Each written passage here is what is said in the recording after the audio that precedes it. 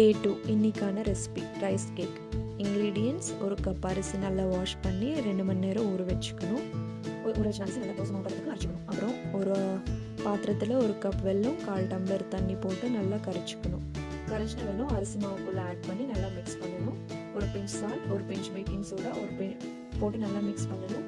ஃப்ளேவருக்காக 2 இலாச்சி ஆட் பண்ணி நல்லா மிக்ஸ் பண்ணி வச்சுக்கணும். குக்கரில் 2 to 3 டேபிள் ஸ்பூன் தேங்காய் எண்ணெய் போட்டு நல்லா ஹீட் ஆனதுக்கப்புறம் தேங்காய் ஆட் பண்ணி நல்லா ரோஸ்ட் பண்ணணும். இப்போ ட்ரை ஃப்ரூட்ஸ் போட்டு மிக்ஸ் பண்ணிக்கணும்.